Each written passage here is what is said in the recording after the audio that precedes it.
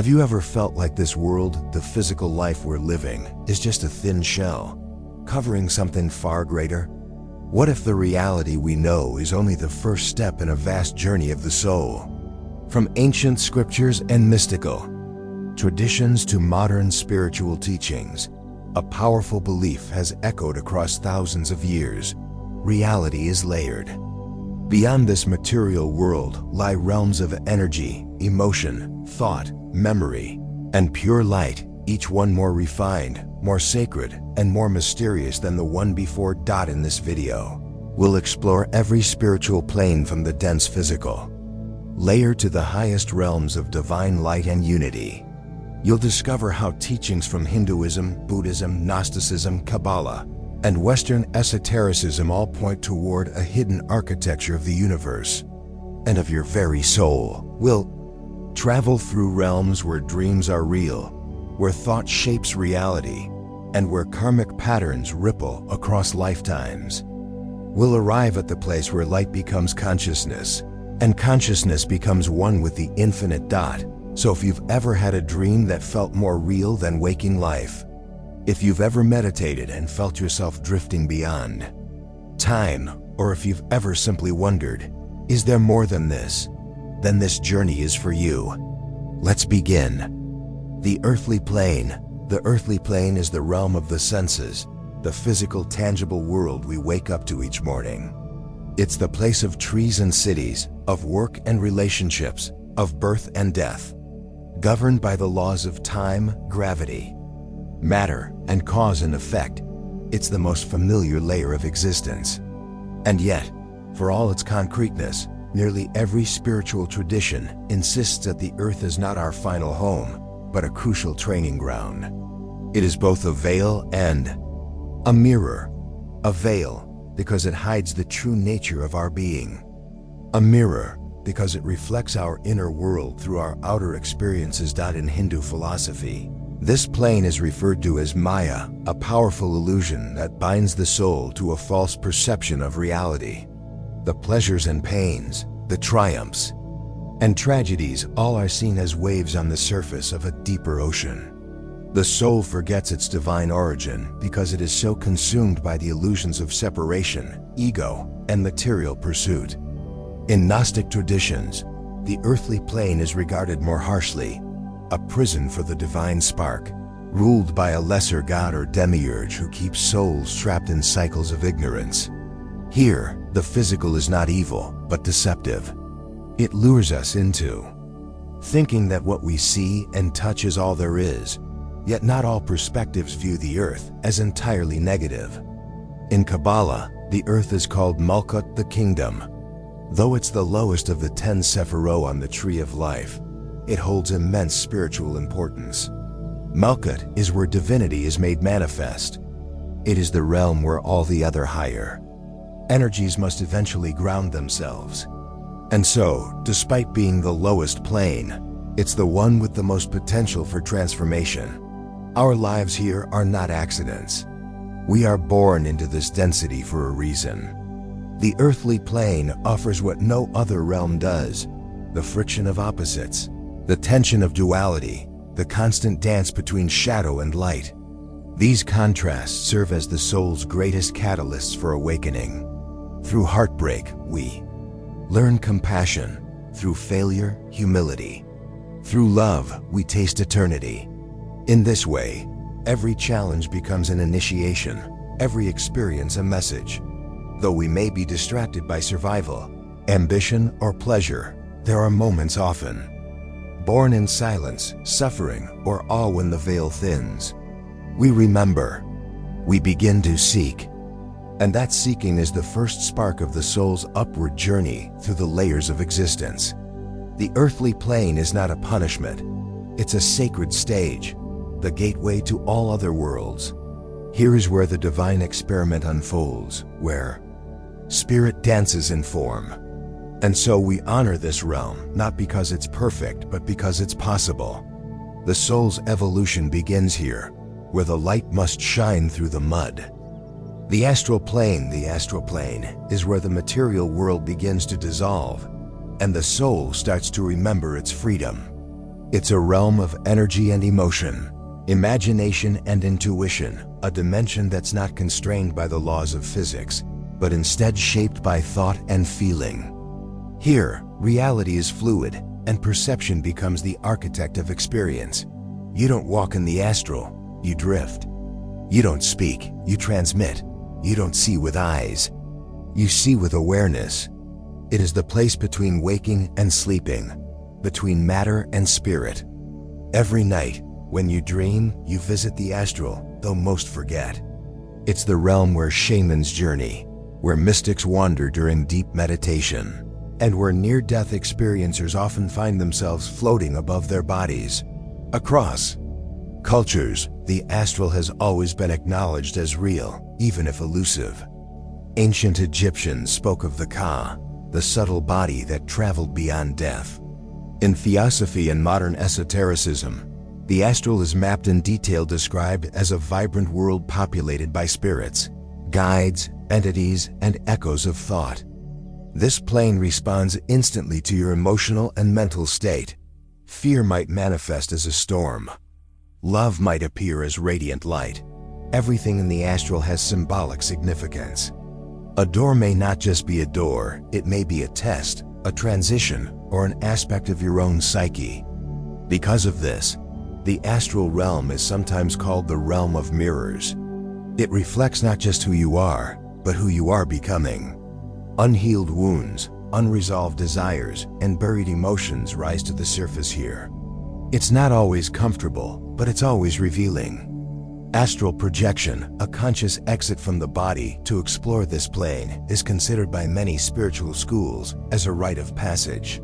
To leave the body and retain awareness in the astral realm is to experience firsthand the truth that you are more than flesh.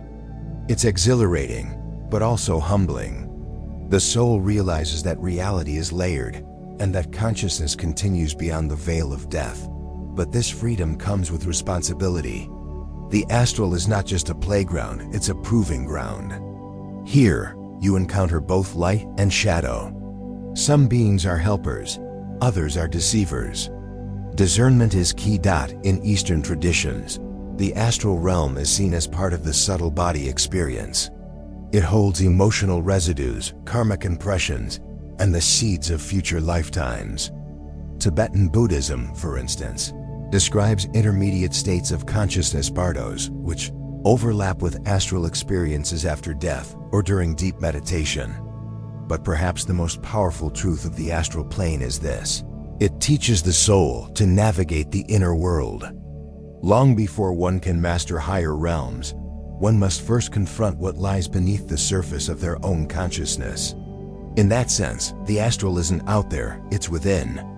A kaleidoscope of unspoken feelings, forgotten dreams, and luminous potential. And every visit, whether remembered or not, moves the soul one step closer to awakening.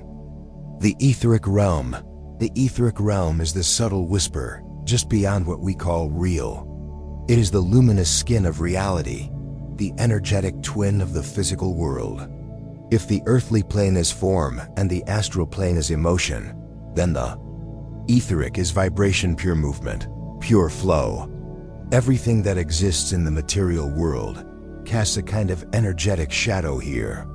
Every rock, tree, thought, and heartbeat has an echo, a pulse, a frequency. The etheric realm is not imagination. It is energy before it crystallizes into form, often described as a kind of shimmering overlay to our physical environment. The etheric is the closest non-physical plane to our bodies. In esoteric teachings, it is the seat of life force known variously as prana, ki, or orgone.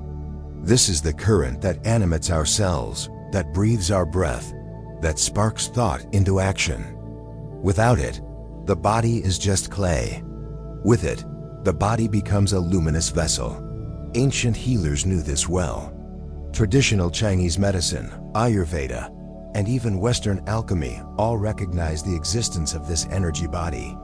Acupuncture, breathwork, Reiki all tap into the etheric field to restore flow and balance. In theosophy and certain occult teachings, The etheric plane is considered the first layer of the subtle body system, acting as the interface between spirit and matter. It's where the aura begins to form and where the chakras, those spinning wheels of light, transmit energy into the body. Mystics and clairvoyants describe the etheric as filled with sacred geometries, light matrices, and vibrating filaments of color. Everything moves. Nothing is solid.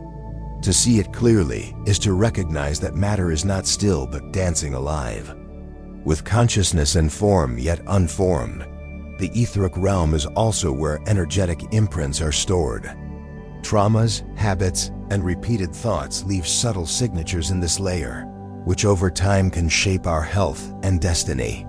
When people speak of bad vibes in a room or the feeling that something's off, they're often sensing disruptions in the etheric field.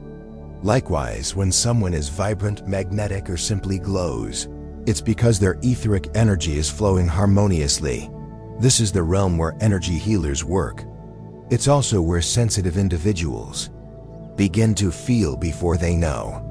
Empaths and intuitives often pick up on etheric currents without realizing it. Here, the boundaries of self begin to dissolve, and one starts to sense connection with all living things. Plants, animals, even places have a presence here. Unlike the astral, the etheric is not symbolic but structural.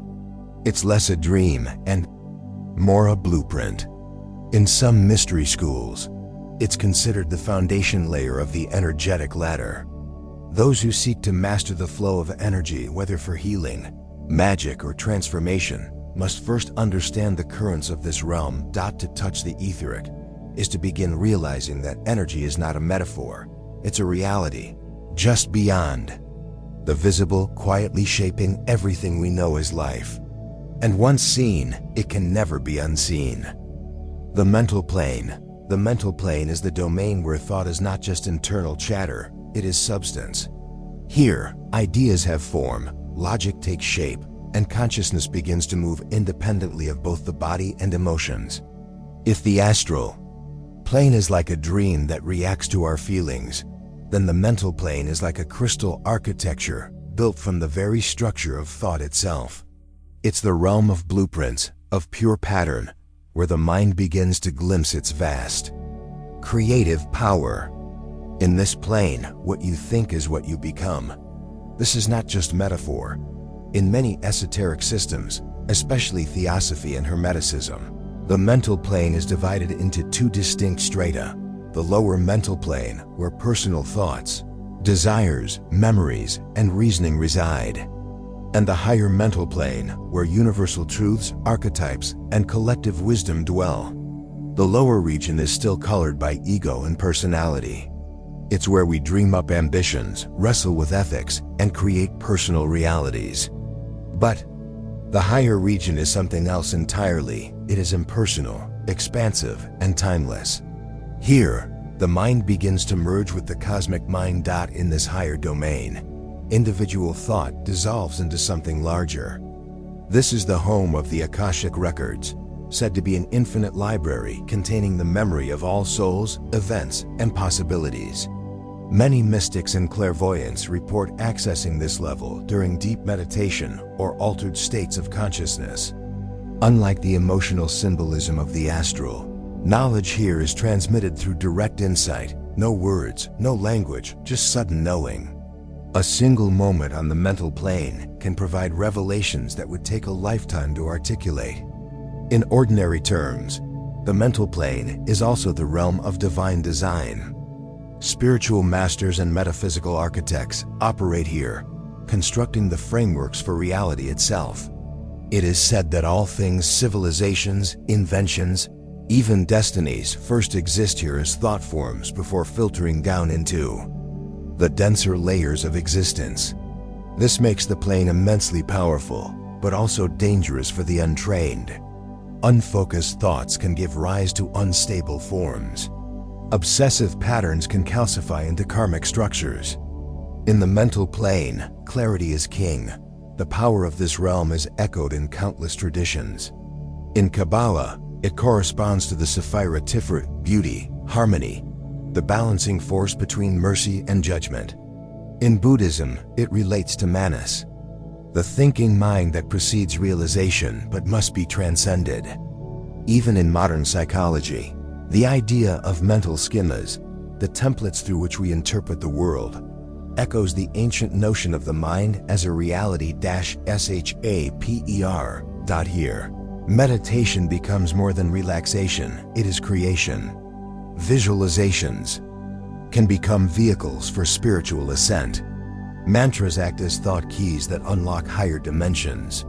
Intentions, when held with precision and integrity, begin to ripple down through the other planes, eventually reshaping one's earthly life. The mental plane teaches us that reality is not just observed, it is composed.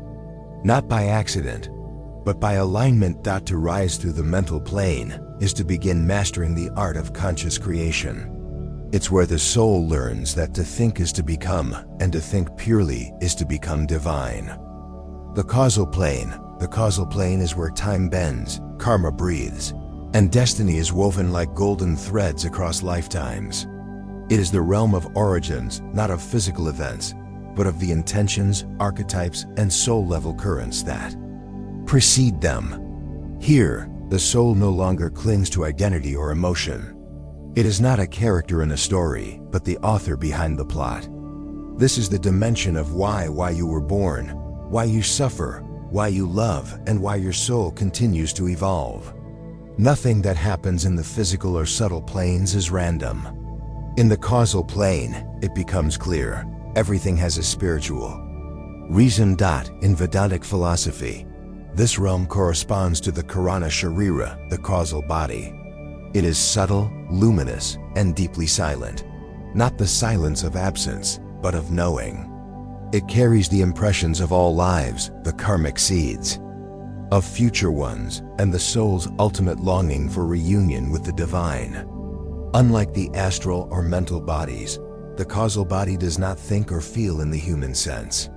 It simply is an eternal witness, untouched by drama, unbound by memory, yet containing the essence of both. In theosophy, this realm is considered the seat of the higher self, not the idealized personality we imagine in moments of self-improvement, but the actual immortal aspect of our being.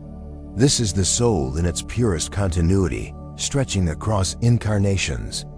It sees the entire arc of your evolution, the patterns you repeat, the lessons you avoid, the strengths you cultivate, the wounds you carry across lifetimes like invisible scripts.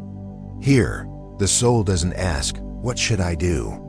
It asks, "What am I becoming?" The causal plane also holds the architecture of karma, not in the simplistic sense of reward and punishment, but as cosmic balance. Every choice we make generates subtle waves. Some resolve quickly, while others echo for centuries. On the causal plane, these ripples are visible. The soul sees how lifetimes intertwine. A single act of cruelty in one life may be balanced by an act of great compassion in another. Nothing is forgotten, but nothing is condemned either. This is not a realm of judgment, it is a realm of purpose, of sacred correction. In Buddhist cosmology, this corresponds to the Alaya Vijnana, or storehouse consciousness, where all impressions are stored and eventually purified. It is the place where one becomes deeply accountable, not to an external God, but to one's own higher nature. The soul here is not punished, it is guided. It understands that what it seeks is not escape, but integration. To glimpse the causal plane, even briefly, is to feel the weight of truth and the lightness of eternal perspective at once. Your struggles are not meaningless. Your life is not random. The people you meet, the paths you choose, the pain you endure, they are all threads in a divine pattern stretching far beyond what you remember. And through all of it, something greater is unfolding. You are becoming what you were always meant to be. This is the realm where fate becomes wisdom, and where the soul, humbled and illuminated, prepares to rise even higher toward union, toward light, toward the infinite. The Empyrean is not a place in the way we usually think of places. It has no borders, no landscapes, no movement, because it exists beyond all form. It is the purest realm of being, the throne of the Absolute, the dimension where light itself bows in stillness. In ancient cosmologies, this was the highest heaven, believed to be made of pure fire, not the fire that burns, but the fire that illuminates, the light of truth, the fire of divine love. The Empyrean is not simply above, it is beyond. Beyond thought, beyond identity, beyond even the soul as we know it. In Christian mysticism, the Empyrean is the realm where God dwells, not as a figure or personality, but as the source. Dante, in his Divine Comedy, described it not with buildings or landscapes, but with a light so intense that even the imagination recoiled. It is the destination of all longing, where the soul, after its great climb through purgatory and paradise, dissolves in ecstatic union. It is the point at which seeking ends, not because one is satisfied, but because one is no longer separate from what was sought. The Empyrean is echoed across spiritual systems. In Sufi mysticism, it is the station of Fana, the annihilation of the ego in the face of divine oneness. In Advaita Vedanta, it aligns with Turiya, the fourth state of consciousness, beyond waking, dreaming, and deep sleep. In Kabbalah, it is the unknowable Ein Sof, the infinite light before creation. In each case, the message is clear. This is not just another plane, this is the end of planes. The collapse of duality, the disappearance of the veil. Here, there are no teachers, no guides, no inner voices, only the one light, self-aware and complete. Time does not pass here, it dissolves. Space is not traversed, it never existed. The soul that reaches the Empyrean becomes the Empyrean. It is no longer and no longer an observer, no longer a traveler. It becomes light knowing itself, love loving itself, truth being itself. And yet, this is not cold or abstract. The Empyrean is not void, it is fullness. A stillness so total it sings, a love so vast it erases the need to ask why. Many mystics have tried to describe it, and nearly all have failed. Language crumbles in the face of it. Metaphors are all we have: a sun that never sets, a silence that resounds, a joy that contains no opposite. To even touch the edge of this realm, in deep meditation or spiritual ecstasy, is to be forever changed. The soul may return to earth, to density and form, but it never forgets. That one taste rewrites everything. What once seemed important, success, conflict, even identity, fades in the light of the real. The Empyrean teaches that you were never apart from the divine. You only believed you were. And so, this highest realm is not something you reach by effort alone. It is something you surrender into. The Empyrean is not a place you enter. It is a light you become. Brahmaloka Brahaloka is not merely a heavenly realm, it is the pinnacle of cosmic refinement, the final resting place of the individual soul before merging with the Supreme. In Hindu cosmology, Brahmaloka is the abode of Brahma, the creator of the universe, and Saraswati, the goddess of wisdom, sound, and sacred knowledge. But to call it a place is misleading. Brahmaloka is as much a state of being as it is a dimension of existence, one where the soul, having shed all ignorance, all attachment, and all karma, dwells in serene union with eternal truth. Unlike lower realms where the cycle of rebirth still spins, Brahmaloka stands beyond the wheel of samsara. Souls who reach this sublime realm do not return to earth unless by deliberate divine will. They are not subject to the push and pull of desire, pain, or karma. Instead, they reside in a state of Sat Chit Ananda, being, consciousness, and bliss. Here, duality has thinned to a transparent film, and the soul sees with crystalline clarity that all is one. Described in the Upanishads and the Puranas, Brahmaloka vibrates at a frequency so subtle that physical senses cannot perceive it. It is not accessed through sight or sound, but through the deep inner eye of meditation. through years, perhaps lifetimes of spiritual practice, purity, and detachment. The great rishis, sages, and realized masters speak of this realm not as an escape, but as a culmination, a place of perfect wisdom and sublime stillness, where spiritual knowledge is not learned but lived. In this realm, souls do not suffer. They do not question. They do not seek. They simply abide in truth, in peace, in light. The forms they may take, if any, are composed of light and sound. Thought and matter are indistinct. Time exists only as a soft pulse of divine rhythm. Many scriptures describe Brahmaloka as a place where advanced souls await the dissolution of the universe, the moment when all creation collapses back into the Supreme Being and the final merge occurs. Until then, they remain in tranquil absorption, resting in the presence of Brahma and vibrating in perfect alignment with cosmic law. Philosophically, Brahmaloka can be seen as the highest potential of the personal soul, the summit of individuality, before it is lovingly relinquished. It is the realm where knowledge becomes identity, where wisdom is not something the soul holds, but what the soul is. The ego has long since dissolved, and what remains is the purified self, no longer separate from the universe, yet not fully reabsorbed into it. Attaining Brahmaloka is no small feat. It requires lifetimes of dharma, deep meditation, selflessness, and profound grace. But it is not a reward. It is a natural consequence, like water rising to its own level, or light returning to its source. Those who dwell here no longer look outward.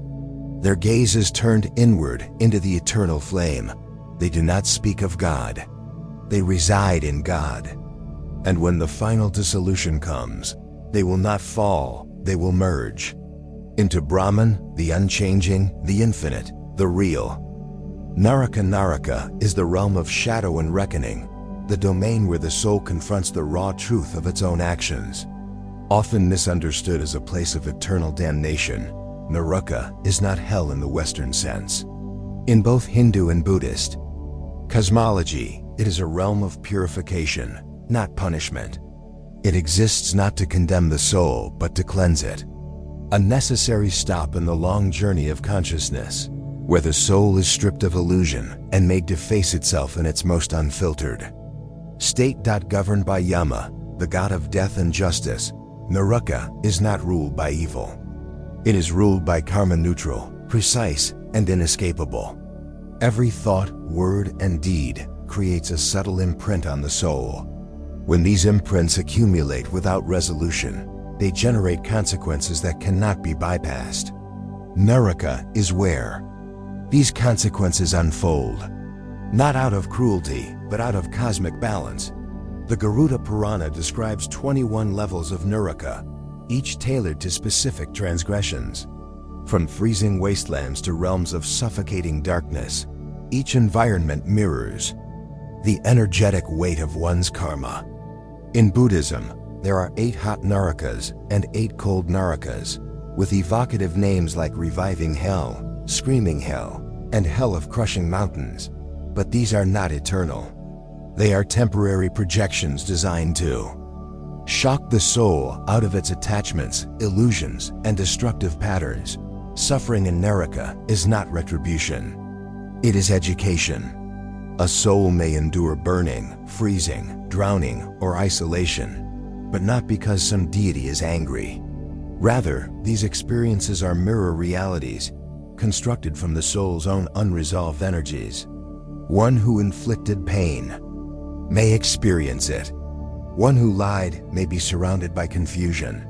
One who acted in greed may find themselves insatiably hungry.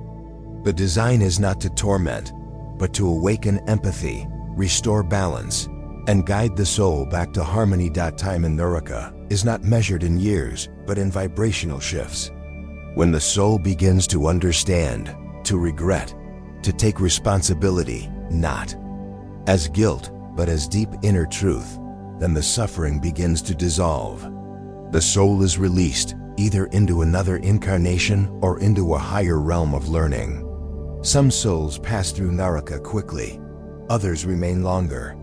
but none are imprisoned forever. Grace always awaits awakening. In many tantric and esoteric traditions, the hells are also viewed symbolically. They exist not only after death but within life. A person tormented by shame, rage, or obsession may already be moving through a psychic naraka. Depression, addiction, isolation, these are earthly echoes of the same purgative fires. Yet even in the depths, there's a path forward. The same laws that bring the soul down also lift it up. One's understanding dawns. To contemplate naraka is not to live in fear, but to live in reverence. It reminds us that the universe is not arbitrary, that every action matters, that justice is not vengeance, but sacred correction, and that even in darkness, the soul is never lost, it is being remade. For in the great cosmic arc, even Naraka serves love. What did you think about today's video?